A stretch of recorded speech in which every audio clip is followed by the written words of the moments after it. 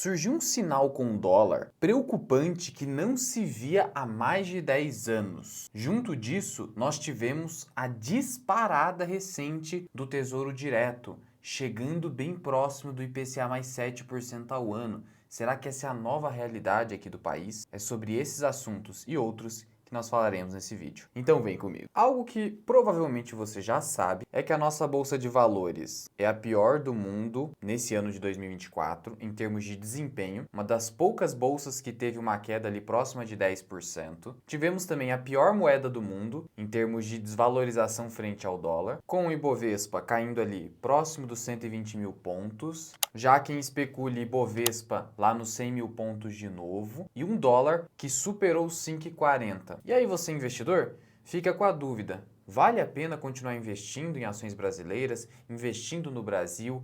É uma oportunidade, uma cilada? Eu quero entender o que está acontecendo, afinal de contas. E eu estou aqui para esclarecer, então vamos aos dados. Mas antes de continuar, está vendo essa planilha de preço-teto de ações e fundos imobiliários? Eu vou disponibilizar ela para você gratuitamente, junto dessa outra planilha de aposentadoria, no link aqui embaixo, onde eu também te convido a participar de uma aula gratuita comigo durante 2 dias, os dias 27 e 28 de junho, no evento online gratuito que eu denominei de Aposentadoria com Dividendos. Então já clica aqui embaixo e garanta a presença nesse evento, que é gratuito, e também as suas planilhas. E o primeiro ponto é, o dólar, meus amigos, está aqui em 5,40. Esse patamar de taxa de câmbio nós só vimos em novembro de 2022 e também em julho de 2022 e também um pouco antes aqui por conta da pandemia, mas a tendência hoje do dólar é de alta desde julho de 2023. Ele segue deixando topos e fundos ascendentes e parece que essa tendência não foi revertida. E já vou falar aqui com vocês sobre esse sinal forte que é um pouco preocupante. Por outro lado, a nossa bolsa, desde o comecinho de 2023, vem caindo. E aqui eu estou olhando para o índice EWZ, que é um ETF que pega ali o desempenho das ações brasileiras em dólar. E a gente vê que o desempenho é muito ruim e vem caindo, como eu disse, desde janeiro desse ano. Sendo que por conta dessa alta do dólar, quando a gente pega um histórico maior, é como se a nossa bolsa de valores não tivesse se recuperado desde 2008. É por isso que o pessoal fica brincando, fazendo meme com B3, só que o pessoal também simplesmente confunde uma carteira individual de ações bem montada, bem selecionada, do jeito que a gente ensina aqui no canal. No nosso evento nós vamos tratar disso. Faz essa confusão com índices. E esses índices a gente sabe que são bem ruins, você sabe. Mas, de qualquer forma, a gente sabe que o Ibovespa está caindo e isso decorre ali da alta forte do dólar. Porque você sabe que há uma correlação negativa entre bolsa brasileira e o dólar. Quando o dólar sobe, a gente espera que a bolsa caia. E aí eu já vou tirar outra dúvida aqui que muitas pessoas acabam tendo. Ok, então se eu tenho direções opostas entre ações brasileiras e dólar, quando eu invisto no exterior e quando eu invisto no Brasil ao mesmo tempo, eu estou anulando os meus retornos porque um vai para um lado, outro vai para o outro. É como se eu tivesse a minha carteira no exterior indo para o lado esquerdo, a minha carteira em ações brasileiras indo para o lado direito,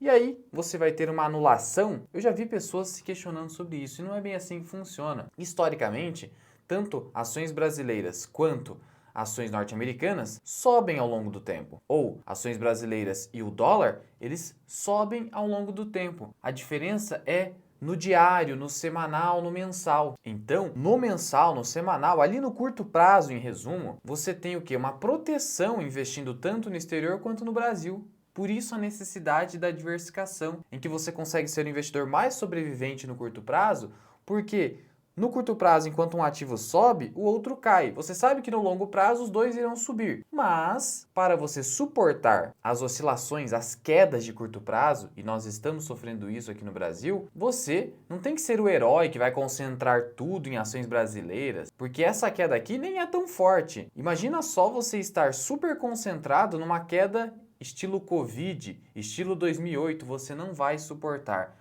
Por isso a necessidade de diversificação. Por mais que no longuíssimo prazo você nem se importe muito com a diversificação, no curto prazo e no médio, ela é essencial para a sua sobrevivência. Por isso, volto a repetir, por mais que a Bolsa Brasileira esteja caindo, dando oportunidade, eu entendo que sim, tem oportunidade, é importantíssimo você diversificar, pensando nessa correlação negativa, que no curto prazo vai te proporcionar mais tranquilidade, vai fazer você dormir mais tranquilo, ficar mais tranquilo com os seus investimentos, o que é essencial. E alguns fatos curiosos estão acontecendo no Brasil. Por exemplo, o Rubens Ometo, que é o dono da Cosan, que é uma holding que detém ali empresas do setor de energia e logística, além ali de uma participação na Vale. São empresas muito reguladas, então dependem muito do governo. E o Rubens Ometo acabou criticando o governo recentemente, fez alguns ataques e críticas ao governo. E nós sabemos que o Rubens Ometo demonstrou uma certa aproximação no passado com o atual governo, mas agora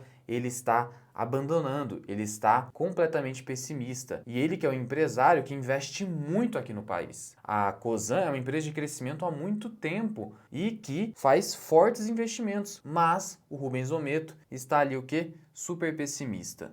Isso é bem curioso. Temos ali também o Stuhlberger, do Fundo Verde, dizendo que se penitencia por ter confiado no PT, no sentido dele ter tido que uma responsabilidade fiscal, algo que ele não está vendo. Então estamos tendo uma debandada dos gestores da Faria Lima e também estamos tendo que um abandono dos bilionários que apoiavam o governo. Tudo isso gera uma descrença, isso gera, principalmente no investidor estrangeiro, uma situação que é a seguinte: puxa vida, se o pessoal que está lá no país, os bilionários e os grandes gestores, não confiam no atual governo e a política impacta sim os seus investimentos e a economia, então por que eu vou colocar os meus dólares lá dentro? E aí, na verdade, ocorre uma retirada de dólares, porque o próprio Stuhlberger, ele retirou reais brasileiros do Tesouro IPCA+, para alocar em quê? Em títulos públicos americanos, onde você tem uma taxa alta hoje em dólar, e o dólar se valorizando, você ganha com a valorização do dólar mais a taxa que hoje lá está vigente, e o melhor de tudo, o risco é praticamente zero, porque quando você investe no Tesouro Americano, que nunca deu calote, a sua expectativa de receber o principal mais os juros é muito alta, você vai receber. E aí, o pessoal não está querendo muito risco hoje. Hoje é um cenário de aversão ao risco, ou seja, é um momento em que as pessoas não querem correr risco, e aí elas buscam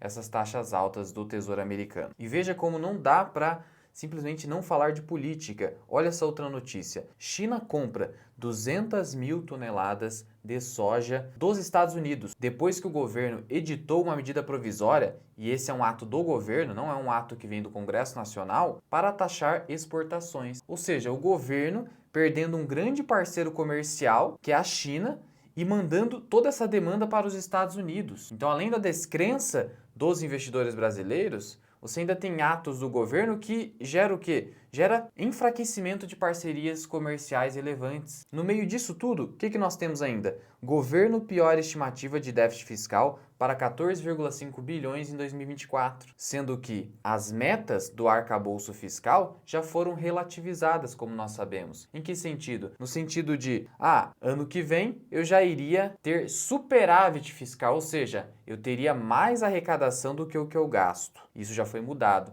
A meta é que no ano que vem você consiga zerar o déficit fiscal, meta que seria desse ano. Então, na verdade, teremos um rombo nesse ano, como de costume aqui no Brasil, e para o ano que vem, o governo está te dizendo que ele vai conseguir zerar. Mas aí isso vai gerando o quê? Cada vez mais descrença nos investidores estrangeiros e aqui no Brasil, como a gente viu. E corroborando, confirmando o que eu falei aqui para vocês no sentido de o Brasil está perdendo atratividade, o escritório Pinheiro Neto, que é muito relevante no âmbito de negociações internacionais, disse que o Brasil não está mais no radar dos investidores. Em conversas com investidores lá fora do país, o Brasil nem é comentado. O Brasil perdeu a atratividade, simplesmente ninguém quer investir no Brasil nesse momento. E aí quando a gente olha para os dados do Banco Central, esse aqui é o boletim Focus que você tira lá do site do Banco Central, a piora vem ocorrendo nos dados econômicos. O que nós temos? Um IPCA, que é o nosso principal índice de inflação, piorando. Tá vendo isso aqui? Uma subida. Nós estamos tendo uma taxa Selic que pode fechar em 10,25% nesse ano.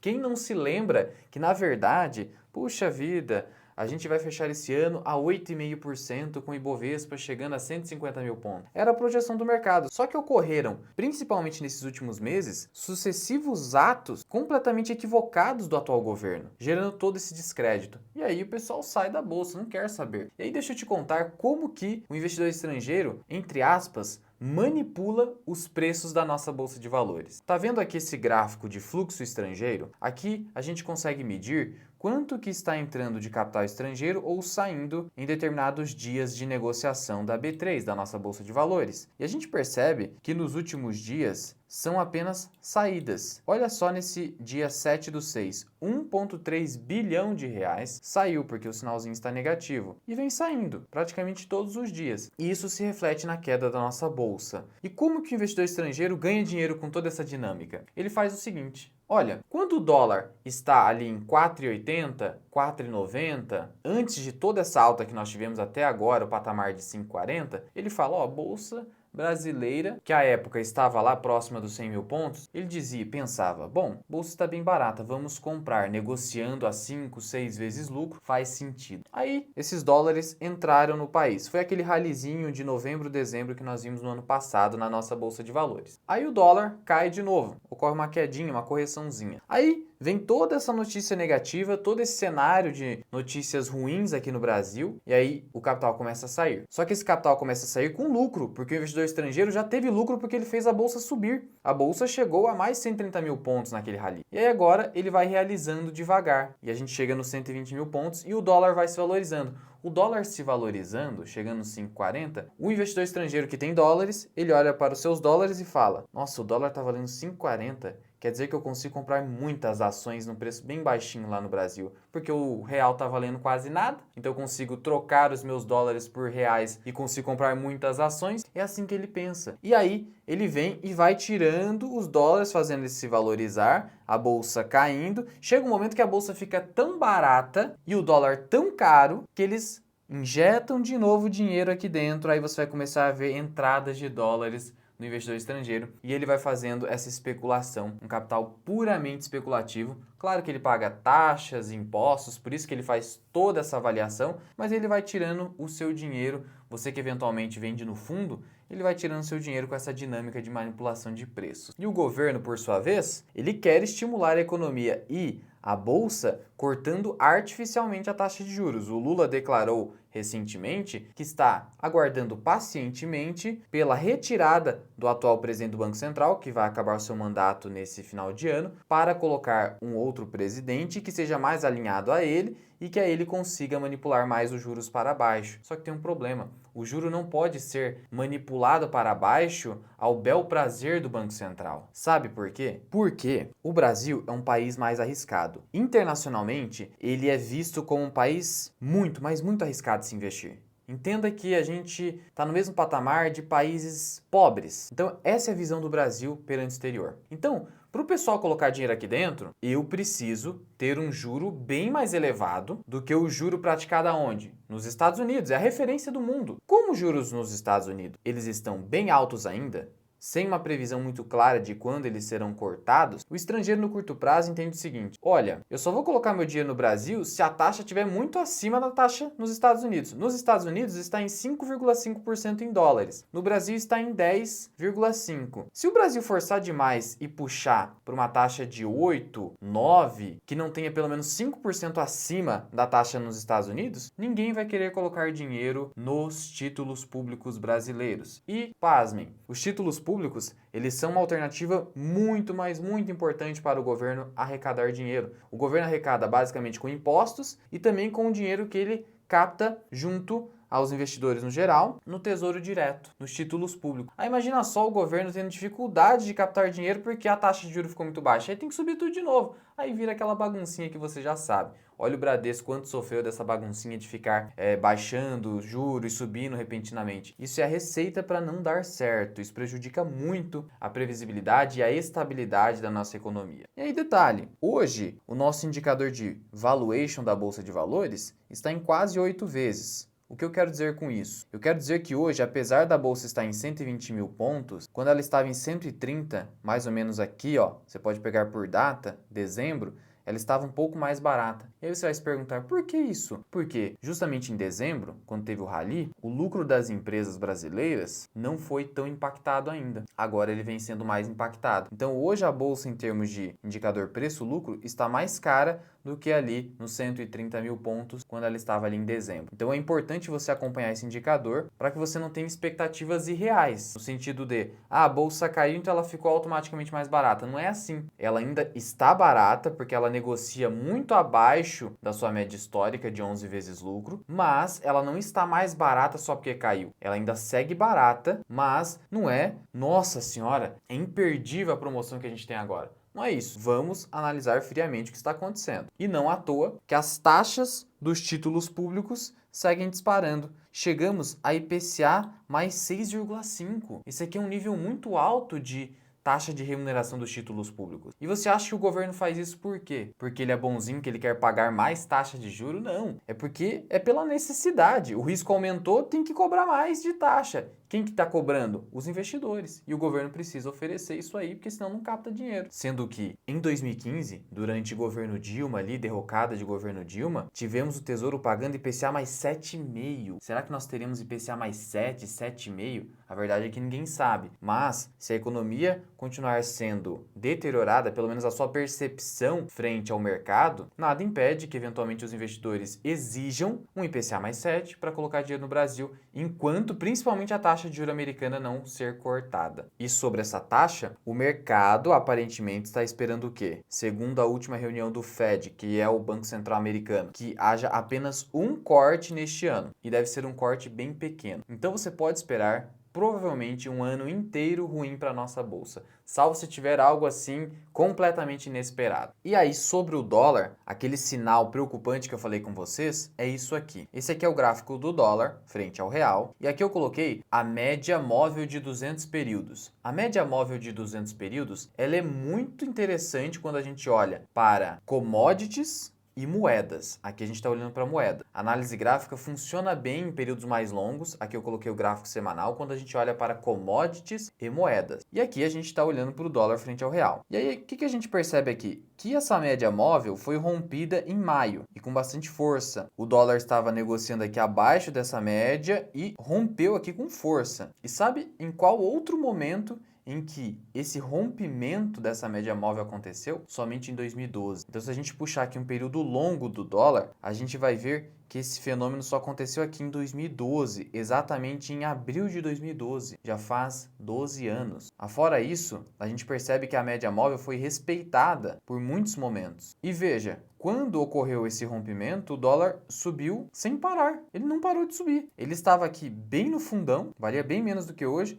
e não parou de subir. Por isso que preocupa. Será que o dólar vai continuar na tendência de alta tão grande assim? Olha, não é impossível. Tudo depende do governo. E o dólar subindo, isso não impacta apenas, o dólar subiu, saiu capital estrangeiro. Não, isso impacta na inflação. Porque muitos custos, muitos itens dependem do valor do dólar. Uma taxa cambial muito alta, você tem, por exemplo, os veículos automotores subindo fortemente. Porque muitos dos materiais de um veículo, eles são cotados em dólar. Então, não ache que a alta do dólar é algo que não vai te impactar. Vai impactar todo mundo, vai gerar pressão inflacionária, vai gerar expectativa de maior inflação, que hoje está em 4%, mas não deve continuar assim por muito tempo. Deve chegar a 5 e 6%, algo que eu tenho dito já há algum tempo e que por um motivo muito simples, o Brasil é arriscado, a média foi essa, e é assim que a gente tem que se posicionar nos investimentos, esperando uma inflação alta no Brasil. Enquanto isso, apesar de um juro ainda alto nos Estados Unidos, a gente tem uma bolsa americana subindo bem acima da média móvel de 200 períodos desde outubro de 2022, chegando aqui em máxima histórica, bem distante da média móvel. Olha o quanto distante está aqui. E não para de subir. E é uma bolsa que está barata? Claro que não.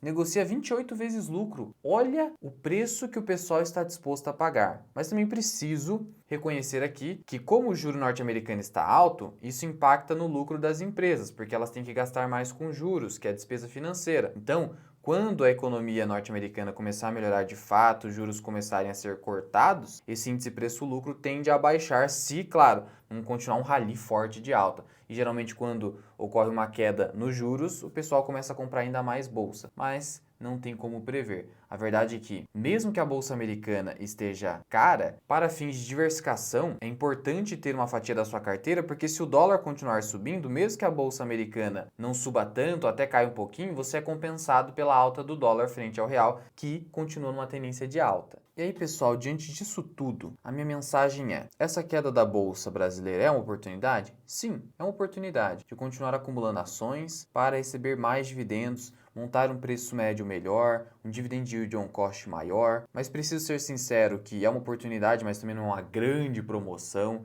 A bolsa pode continuar caindo. Se o cenário piorar no Brasil e no exterior, essa bolsa pode voltar eventualmente para 100 mil pontos, ninguém sabe disso. Podemos ter um cenário de IPCA mais 7, não está tão distante mais, já chegou em IPCA mais 6,5% ao ano. O câmbio pode eventualmente se aproximar dos R$ 6. É preciso que haja confiança do Brasil para o mundo. Enquanto isso não acontecer, o cenário vai continuar negativo. Agora o próximo passo, além da gente ir acumulando ações aos poucos, é buscar acompanhar os resultados trimestrais das empresas, porque é ali que está o cerne da questão, é ali que a gente vai ver se a bolsa brasileira está cara mesmo, se ela ficou mais cara do que antes, se as empresas, pelo menos aquelas que a gente seleciona no portfólio, vão conseguir sair desse cenário difícil com resiliência. Então é acompanhar essas empresas. E esse acompanhamento é importantíssimo se você investe no Brasil, porque aqui não dá para você comprar um ETF de bolsa brasileira e esquecer. Não é uma boa ideia. A gente viu que Bovespa em dólar não se recuperou desde 2008. Mas sim, dá para gerar muito valor em ações brasileiras selecionando individualmente. Algo que eu vou tratar lá na imersão Aposentadoria com Dividendos, então não perca a oportunidade, é de graça. O link está aqui na descrição